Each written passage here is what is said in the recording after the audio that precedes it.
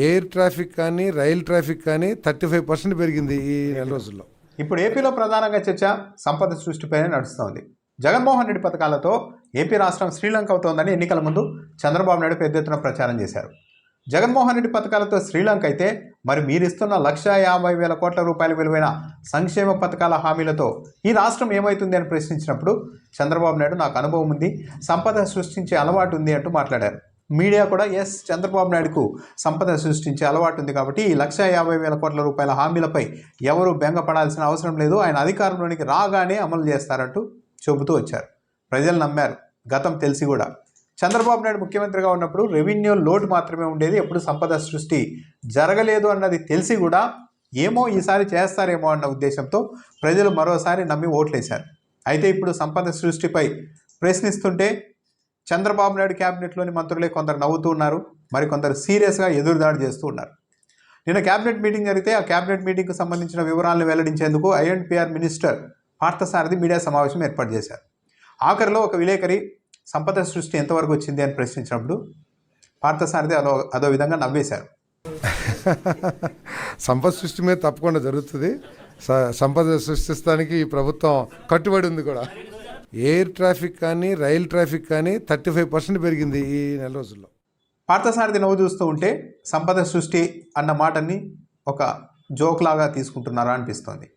ఎందుకంటే ఇంత సీరియస్ అంశాన్ని చాలా నవ్వుతూ మాట్లాడుతున్నారు. అంటే నమ్మి ఓట్లు వేశారు కాబట్టి ఆగండి సంపద సృష్టి జరిగే వరకు అని చెప్పాలనుకుంటున్నారా ఆ నవ్వుతో అన్న అభిప్రాయం కూడా కలుగుతుంది. దాంతోపాటు పారిశ్రామిక వాతావరణం మెరుగుపడుతోంది. ఏపీకి ఎయిర్ ట్రాఫిక్ అదే రైల్వే ట్రాఫిక్ 35% పెరిగిందని చెప్తున్నారు. అంటే రైళ్లలో విమానాల్లో వచ్చే వాళ్ళ సంఖ్య పెరిగిందని చెప్తున్నారు. అలా వస్తున్న వాళ్ళంతా ఎక్కడికి వెళ్తున్నారు? పారిశ్రామికవేత్తలు రైళ్లలో వచ్చి పెట్టుబడులు పెడుతూ ఉన్నారా? విమానాల్లో వస్తున్న వాళ్ళు ఎవరు? ఒకవేళ నిజంగా ట్రాఫిక్ పెరిగి ఉంటే చంద్రబాబు నాయుడు ప్రభుత్వం అధికారంలోకి వచ్చింది కదా అని అభినందనలు తెలిపేకి వస్తున్నారా? నిజంగా పెట్టుబడులు పెట్టేందుకు రైలు వేసుకొని మరీ వస్తున్నారా? ఇది చూడాలి తింది. దాంతోపాటు మొన్న ఇస్కాన్కి సంబంధించి ఒక కార్యక్రమం జరిగితే ముఖ్యమంత్రి చంద్రబాబు నాయుడు గారు అక్కడికి వెళ్ళారు. ఆ కార్యక్రమంలోనే ఒక వ్యక్తి ₹1 కోటి అన్నా క్యాంటీన్లకు విరాళం ప్రకటిస్తూ ఒక మాట చెప్పారు. బాబు గారు సీఎం అవడం వల్ల కృష్ణా, గుంటూరు జిల్లాల్లో ఆస్తులు విపరీతంగా పెరిగిపోయాయి, ప్రజల ఆస్తులు. నా వంతు వాటాగా ₹100 కోట్ల మేర తన ఆస్తి పెరిగిందంటూ చెప్పారు కృష్ణా, గుంటూరు. అంటే ఆయన చెప్పింది కరెక్టే ఉండొచ్చు. మళ్ళీ ఇప్పుడు అనుమానం ఏంటంటే మళ్ళీ కేంద్రీకృతం అవుతోందా? 2 జిల్లాల మధ్య అక్కడే సంపద సృష్టి, అక్కడే అన్నీ జరగబోతున్నాయా అన్న అనుమానం అయితే ఆయన చేసిన వ్యాఖ్యను బట్టి కూడా అనిపించింది. మరో మంత్రి ఈరోజు సత్యకుమార్, బీజేపీ ఎమ్మెల్యేనా ఏపీ క్యాబినెట్లో మంత్రిగా ఉన్న సత్యకుమార్ సంపద సృష్టిపై మరో అడుగు ముందుకు వేసి సంపద సృష్టించడానికి మా దగ్గర ఏమీ అల్లావుద్దీన్ అద్భుత దీపం లేదు, సంపద సృష్టి అన్నది టైం పడుతుంది అని చెప్పారు. అల్లావుద్దీన్ అద్భుత దీపం లేదు అన్న విషయం ఎన్నికలకు ముందు చంద్రబాబు నాయుడుకు తెలియదా? సంపద సృష్టి టైం పడుతుంది అని చెప్తున్నారు కదా సత్యకుమార్. మరి ఆ విషయం ఎన్నికల ముందు వీళ్ళందరికీ తెలియదా? ఒకవేళ నిజంగానే సంపద సృష్టించడానికి కొద్దిగా టైం పడుతుంది అనుకుంటే ఆ విషయాన్ని ప్రజలకు చెప్పి ఉండాలి కదా. మేము అధికారంలోకి వచ్చినా సరే సంపద సృష్టిస్తాం, ఆ సంపద సృష్టి జరిగే వరకు పథకాలు అమలు చేయమని చెప్పాలి కదా. అలా కాదు కదా. ఫస్ట్ రోజు నుంటే మేము అధికారంలోకి రాగానే ఈ పథకాలన్నీ కంటిన్యూ చేయడం కాదు, డబల్ ట్రిపుల్ మీకు ఇస్తాం అంటూ పథకాలు ప్రకటించారు కదా. సంపద సృష్టిపైన ఆ రోజు అవగాహన లేదా? జీతాల కోసం కూడా అప్పులు చేయాల్సిన పరిస్థితి వచ్చేసింది, ఖజానా ఖాళీగా ఉందని కూడా సత్యకుమార్ చెప్తున్నారు. మరి జగన్మోహన్ రెడ్డి ముఖ్యమంత్రి అయినప్పుడు 2019 మేలో ఖజానాలో ఎంత ఉంది? ఈనాడు పత్రికే రాసింది కదా, ఆ రోజే ప్రమాణ స్వీకారం అప్పుడే కేవలం 100 కోట్లు మాత్రమే మిగిలి ఉంది అని రాస్తూ మరికొన్ని కీలక అంశాలను కూడా ప్రస్తావించింది కదా. చంద్రబాబు నాయుడు ప్రభుత్వం పసుపు కుంకుమ లాంటి పథకాలకు ఎక్కువగా అప్పులు కూడా తెచ్చేసింది, బడ్జెట్ దాటి మరి అప్పులు తెచ్చేసింది.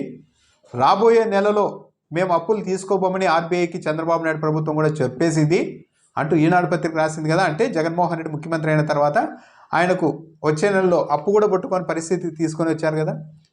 యనమల రామకృష్ణ మరో అడుగు ముందుకు వేసి ఎంత ఎతకారంగా మేము అన్ని చోట్ల అప్పులు తెచ్చేసాం, ఈ ప్రభుత్వానికి అప్పు ఇచ్చేవాడు కూడా లేడు, ఎలా నడుస్తుందో చూస్తామన్నారు కదా యనమల రామకృష్ణుడు. ఆ రోజు జగన్మోహన్ రెడ్డి ఏమి ఇలా మాట్లాడలేదు కదా, నెపాన్ని పక్కన నెట్టలేదు కదా. మరి చంద్రబాబు నాయుడు ఈరోజు ముఖ్యమంత్రి అయినప్పుడు మొన్న ఎలా ఉంది? కేంద్ర ప్రభుత్వం నుంచి జీఎస్టీ వాటా కింద 5,600 కోట్ల రూపాయలు వచ్చి ఆల్రెడీ జగన్మోహన్ రెడ్డి దిగిపోవడానికి చంద్రబాబు నాయుడు అధికారంలోని చేపట్టడానికి ముందే రెడీగా 5,600 కోట్ల రూపాయలు ఖజానాలో ఉంది. అంత వెసులుబాటు ఉన్నప్పటికీ కూడా ఈరోజు కావు కేకలు. జగన్మోహన్ రెడ్డి ప్రతి మంగళవారం చిప్ప తీసుకొని ఆర్బీఐ దగ్గరికి వెళ్తున్నారని చెప్పేవాళ్ళు. మనం ఆల్రెడీ ఈ 22 రోజుల్లోనే దాదాపు భారీగా అప్పు చేసేశారు. 22 రోజుల్లో 9,000 కోట్ల రూపాయలు ఆర్బీఐ నుంచి అప్పు తెచ్చేశారు.